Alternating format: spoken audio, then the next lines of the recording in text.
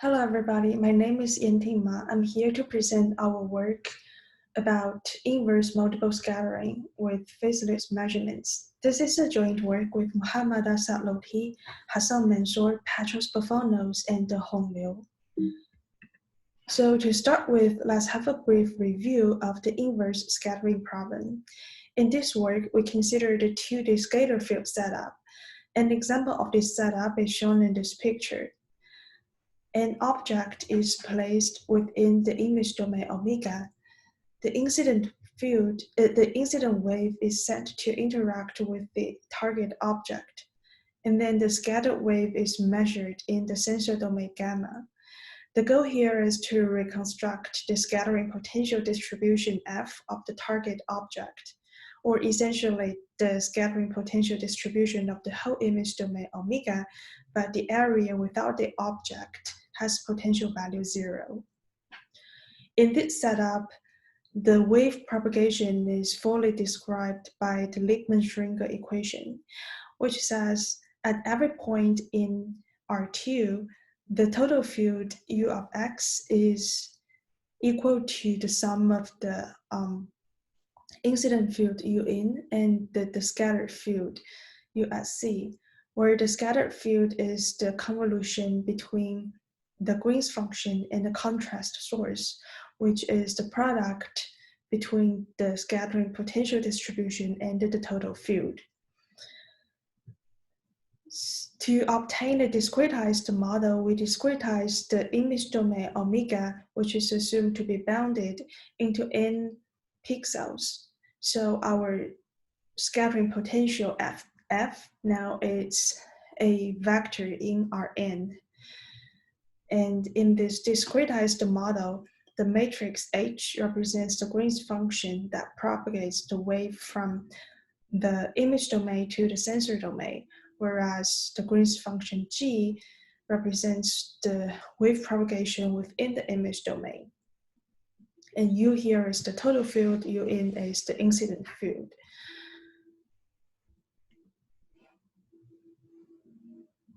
And before we move on, we notice that even with the full measurement, meaning that both the magnitude and the phase of the scattered field are measured, this is a non-inverse problem because the total field U is a function of F according to this constraint. So it is already a hard problem to solve. And in our work, we consider an even more challenging scenario where the phase information of the scattered field is unavailable. And this is motivated by some applications where accurate phase measurements is hard to obtain. And so for this problem setup, the measurements is only the magnitude of the scattered field. So the main challenge here is that there are 2 layers of nonlinearities between the measurements and the unknown. The first layer, as we mentioned earlier, comes from the nonlinear forward model that describes wave propagation, meaning the multiplicative coupling between U, the total field U, and the unknown object F. And the second layer comes from the removal of the phase information of a complex field. Before we move on to describe our method, let's have a brief review of what has been done in the literature. So a natural optimization formulation with a given measurement model can be formulated as an optimization problem with a data fidelity term and a regularization term. And the data fidelity term penalizes the difference between the measurements and the forward model. So for the linear, with a linear forward model, there are successful cases. One example is the Werdinger flow, which is essentially a gradient method, but the gradient is replaced with the Werdinger derivative because the conjugate is not complex differentiable. And this algorithm performs well when the linear forward model matrix H is a matrix with ID Gaussian entries, and it even has very solid theoretical analysis for this case.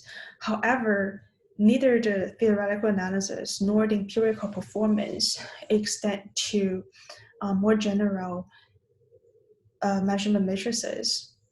And the facelift potentially can work with more general matrices because it lifts the problem into a higher dimensional space, where in this higher dimensional space, the problem becomes linear if the forward model is a linear forward model.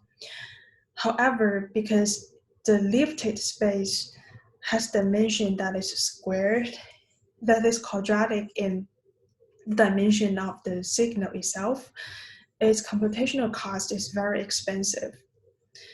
And for a nonlinear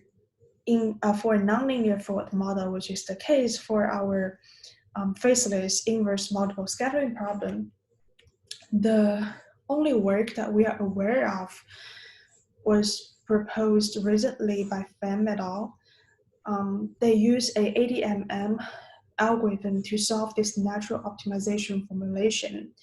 And because of these two layers of nonlinearity, this data fidelity term is very non-convex, or the geometry of this non-convex function is very badly behaved.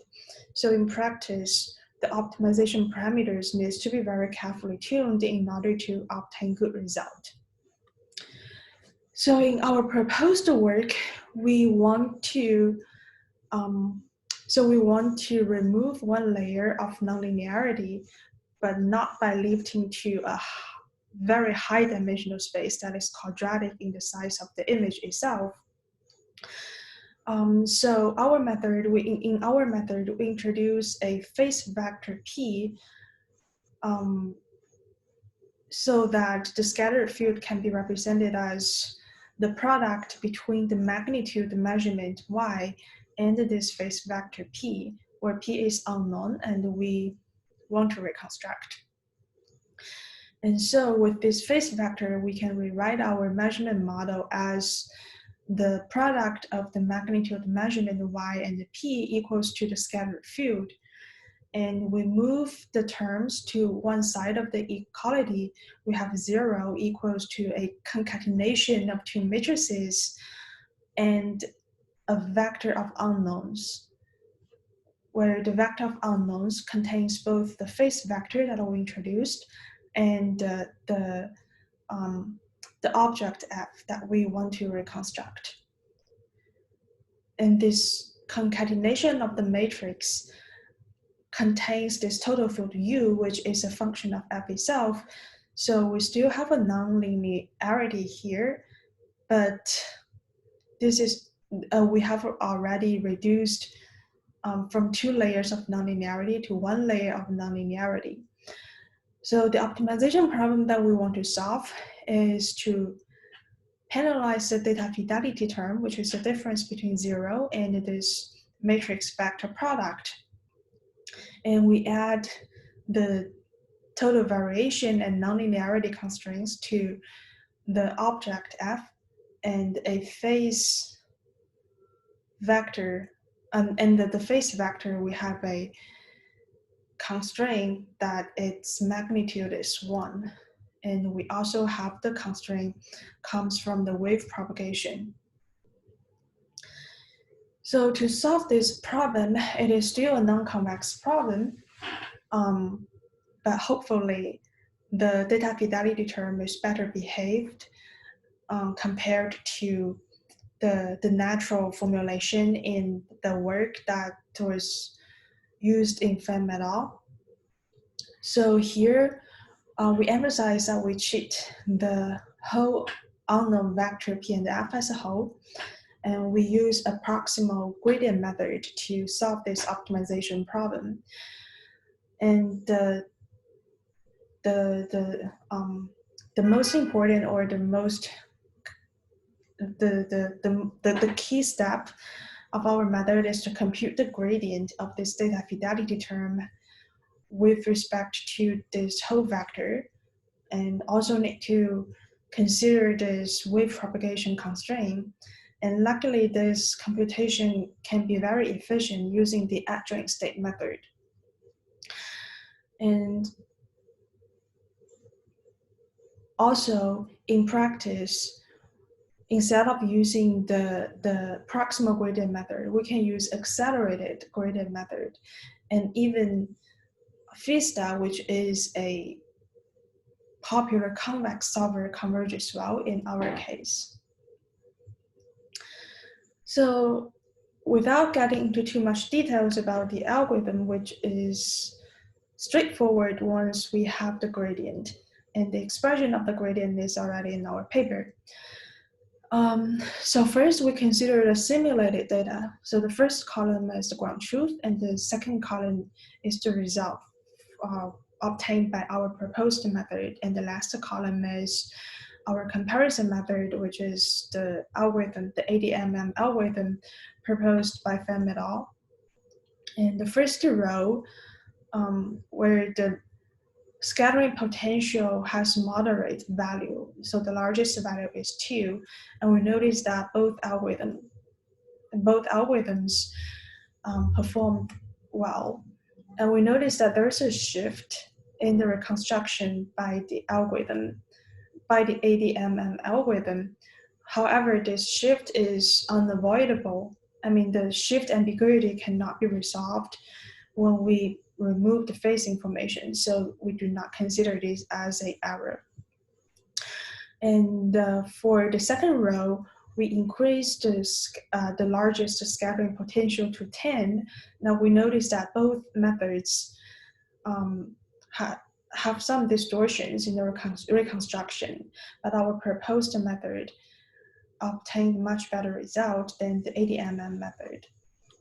Next, we move to a experimentally measured data. So this is publicly available, and it was provided by the Fresnel Institute. So in this data set, the measurements contains both magnitude and the phase, and we only use the magnitude information for the reconstruction. So the first row is the result that use only single frequency measurements for the reconstruction. And the second row, we include more measurements using multiple frequencies. We note that in our method, increasing measurements also means increasing the unknowns, because for each added measurement, we add a unknown phase to reconstruct.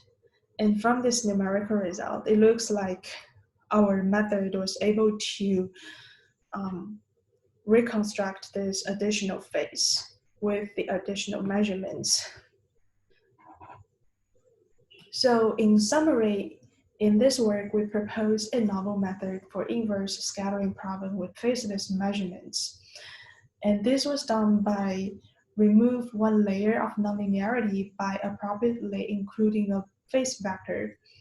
And in the optimization algorithm, we consider the proximal gradient methods, where in each gradient step, we compute a descent direction in the whole space of unknowns, both the object and the phase, instead of alternating between the two subspaces. And numerical results show that our proposed methods outperforms the state of the art, and our future work is to understand theoretically the good performance of our proposed methods. That's all for my presentation, and I'm happy to answer any questions and the comments. Thank you.